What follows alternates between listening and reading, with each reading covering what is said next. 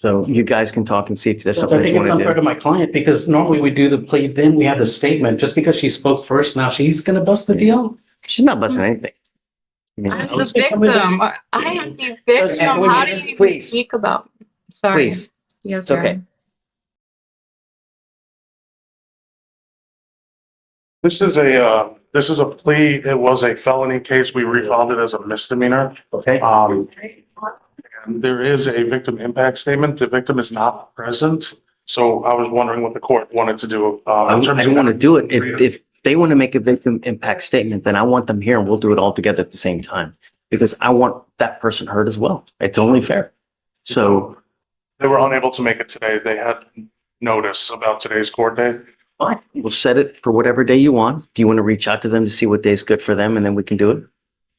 I mean, take your time. There's no rush. So Really. if I may, this case is 3 years old. We've had 7 trial settings. We finally resolved it to today. And then she can't come on the day of trial. I don't know, Joe. I'm And just. that's what I'm saying. I'm letting the court know. I No, think that's kind of unfair to see my if they can client. Zoom, because I have Zoom. We could ask her. I don't know if she has that ability. You want to see? Can we stand down for a bit? I'm sorry. Just stand down to see if she's available to She Zoom. is okay with someone from our office reading it in her place, if the court's okay with that. It's the whole purpose. No, can you reach out to her real quick and just see? I know you're in the home stretch, Jim. I mean, I know you've gotten a great deal here. They're reducing it to a misdemeanor, getting on it deferred.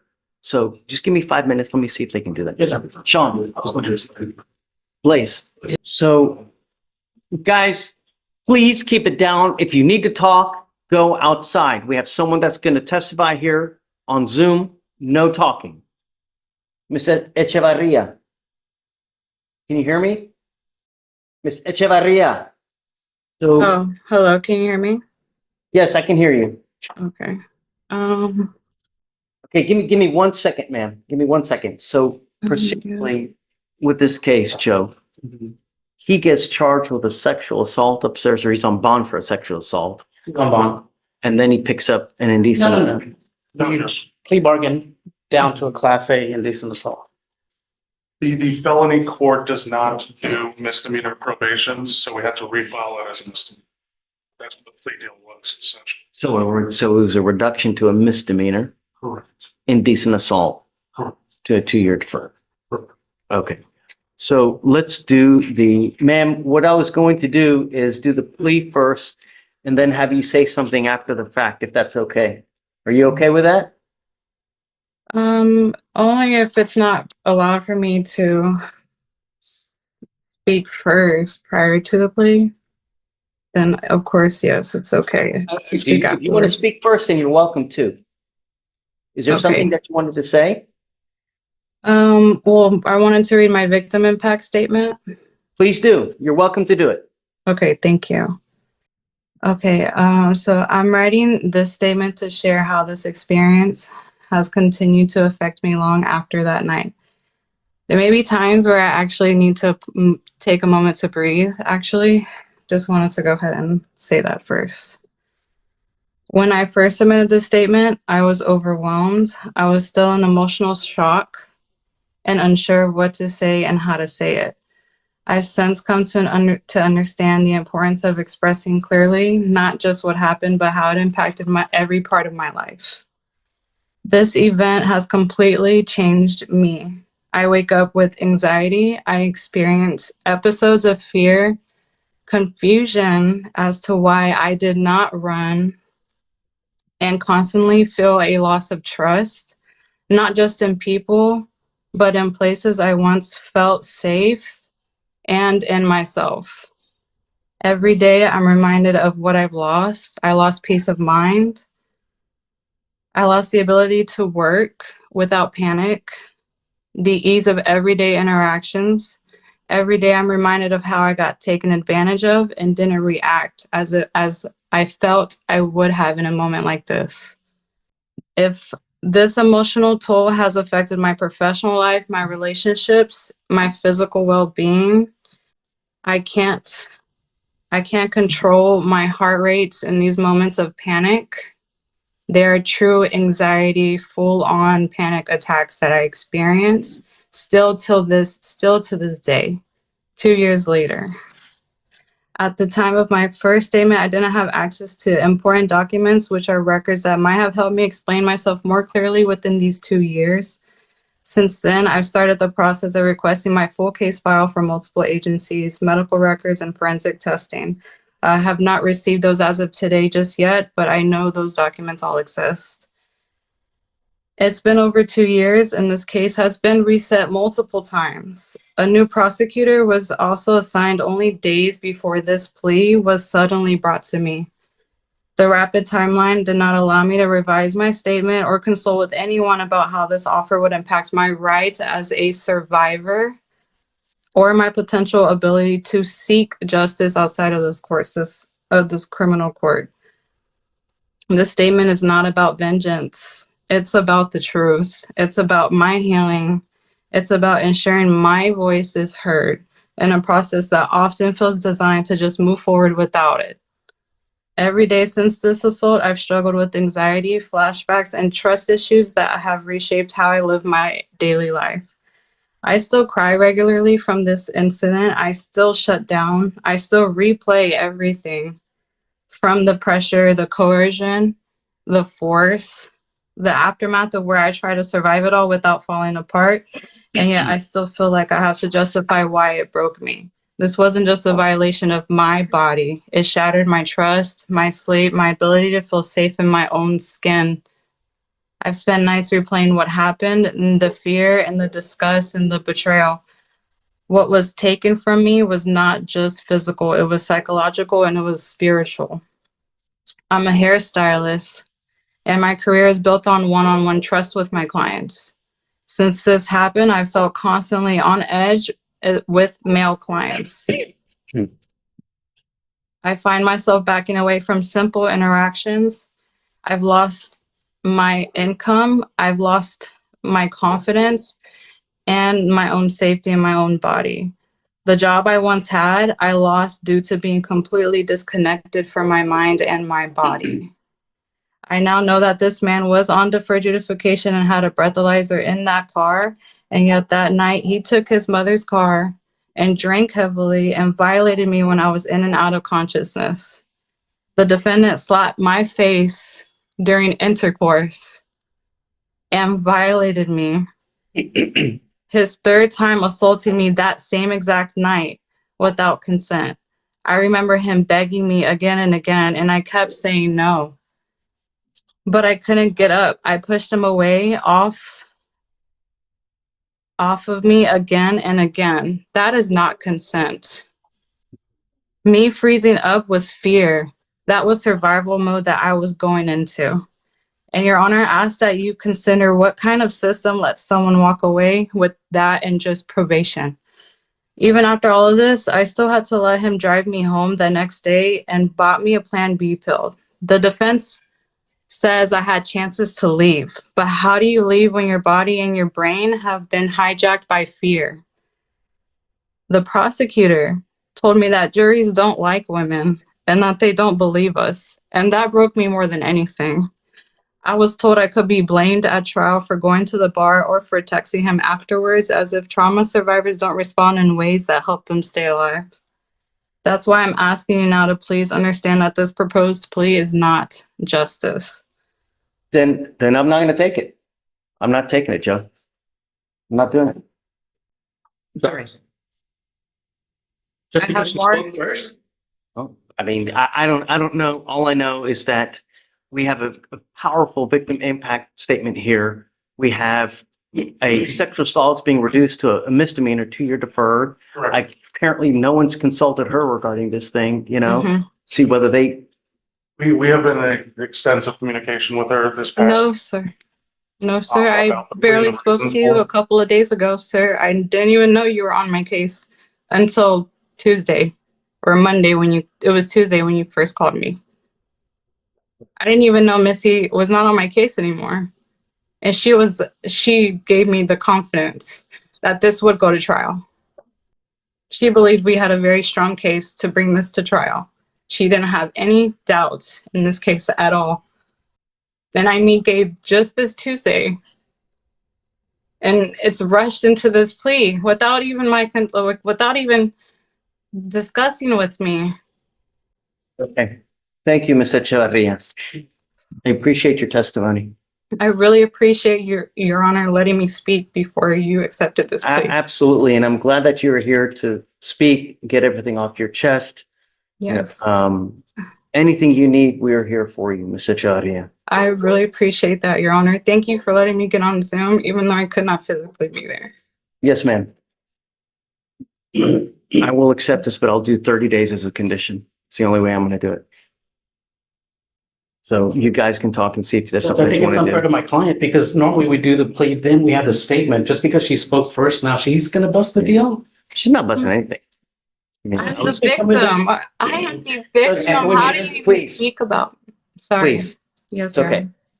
He's been coming to every court date. We've been set for trial 7 times. We're actually set for trial this morning. In the district court. I'm sorry, In the district court. in felony district court. I get it. She feels like, one of the things that we need to take into account, is I'm not going to do it without 30 days as a condition. I'm sorry, Joe. So you guys can talk and then, or we can set it for trial. It's your decision, Mr. Can you do home confinement? Home confinement? No. That's a gift. No, Can we stand up? please. Okay.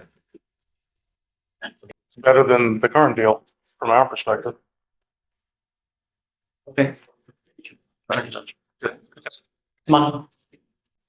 And also, Judge, the complainant did not finish her impact statement, if she could be allowed to do that. Yeah. Let me do this first. We'll go through with it and then. So, Mr. Camano, I'm also putting on a protective order as of today. Mr. Camano, you're charged with indecent assault. You're facing up to a year in jail and or a $4,000 fine. The agreement that you have worked out is a 2-year deferred with thinking for a change, sexual boundaries course, 50 hours of community service, no contact with Ms. Echevarria, and 10 days as a condition in jail. Do you understand? Yes, Your Honor. Is this what you want to do? Yes, Your Honor. You are giving up the right to have a jury decide whether you're guilty or not. You're giving up the right to cross-examine any accusers, confront any witnesses. You give up the right to appeal. Once you accept this agreement, you can never get out of this. It will continue until you complete this agreement or if you violate it. If you violate it, I will issue a warrant for your arrest. I'm going to bring you back over here. We are going to have a hearing whether you violated this. And if you do, you're looking at an entire year in jail. Do you understand? Yes, Your Honor. If you're not a citizen, there are possible immigration consequences. You can be deported, excluded from the country, denied naturalization under federal law. He's a U.S. citizen, Judge. Okay. How do you sleep the offense? Guilty or not guilty? Guilty.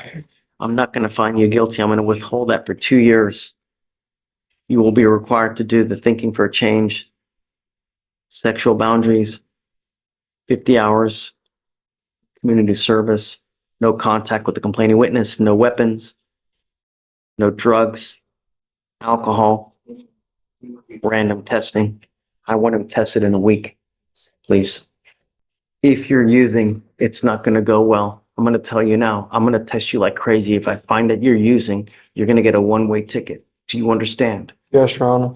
Okay. Ms. Echevarria, did you want to say something else? Yes, I'd like to finish my statement, please. Okay, you may continue, ma'am. Shh. Okay. Sorry, let me get back. Okay. I was 2 years up. Okay.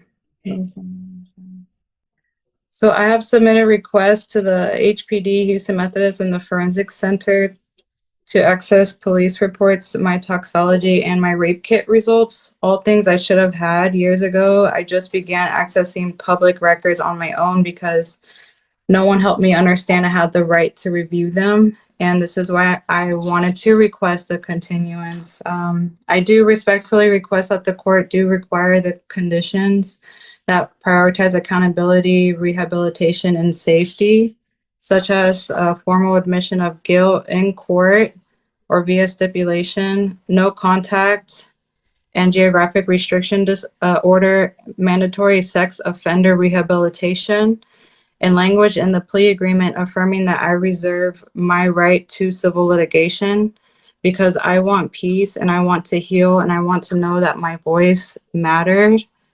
Also, Your Honor, I respectfully request that you do not proceed with that plea until I have had the chance to review the full case file, as well as all the evidence I'm lawfully requesting, including the police reports, toxology, and stain results. I was not given the sufficient time to revise my statement, and I've had to teach myself how to access the court records after being left out of the process.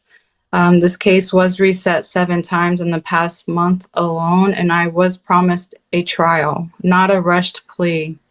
I'm asking that the record reflect my objection and that my request for a continuance be considered on the basis of my rights under CCP 56A.051 and 56A.052.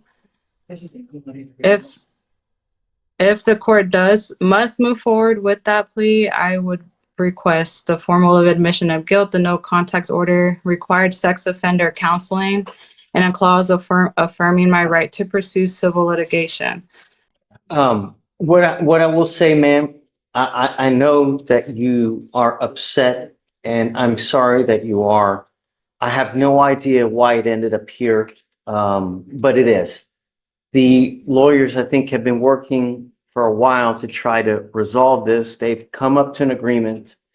I did issue a protective order now so that there is one in place. Yes, thank you. So, and I've also ordered no weapons as well.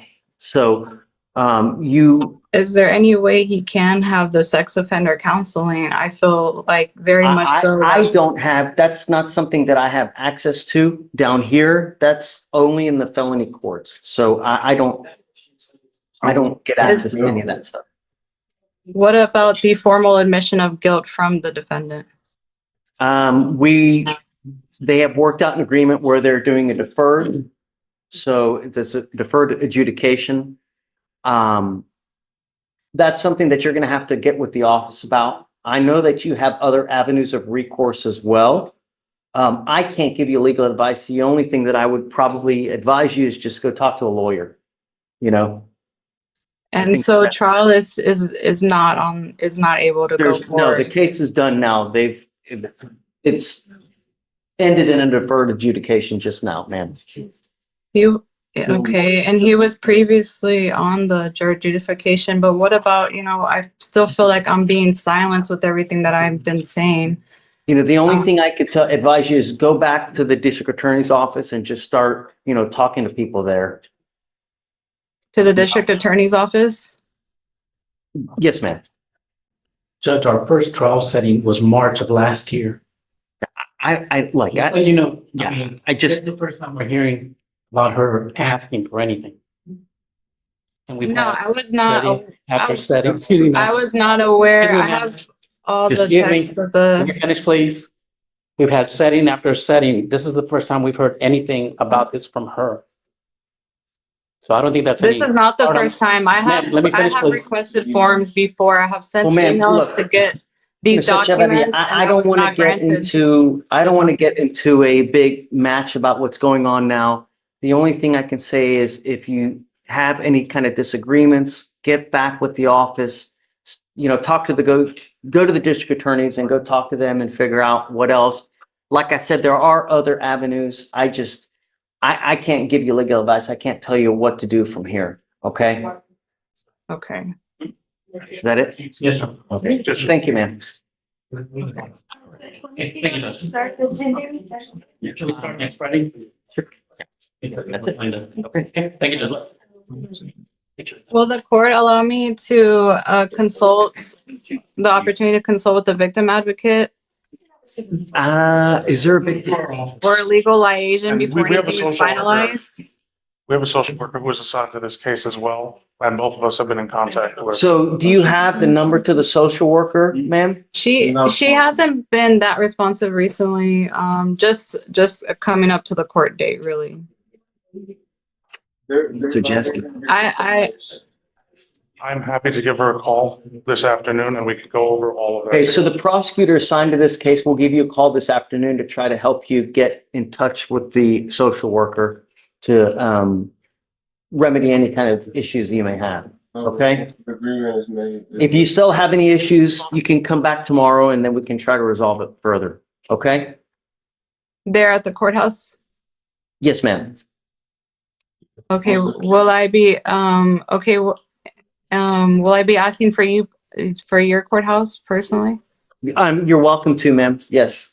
I'm in court 5. You're always welcome to come here and we'll help you out as much as we can. Okay? Court 5. Okay, and what exactly was the plea that he admitted to, or what is he? It was a 2-year deferred adjudication Joe. with 10 days in jail as a condition. Okay.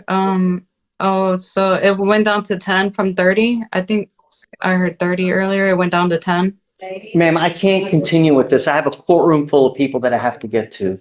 I'm sorry. Okay. But I will let you speak, or this afternoon, Gabe is going to call you the prosecutor on the case and he can explain everything further to you, okay? Okay, thank you. Yes, ma'am. Valerie, I'll text you as well.